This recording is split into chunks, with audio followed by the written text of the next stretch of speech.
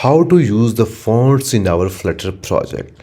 You will see there are a lot of beautiful fonts, and you can find these fonts from this website, fonts.google.com. So for example, I need to use any of the font. You can see here we can use the Arabic font, we can search Chinese and a lot of other language fonts too. So for this we have to use the Google Fonts package, and idea is very simple, and we have to paste it here in the Google Fonts session. Okay, so after this we can simply use it by just writing here a style, not the text style here.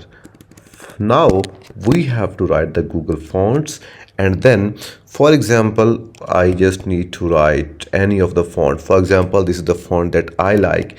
Let's save, and if I just show you, you will see here in the top. So let's make it into the center. So let's wrap it with the center, and you will see the result here. If I need to make the font size, you will see now after this font, you will see after the font name, you will see all the options that we have in the text style.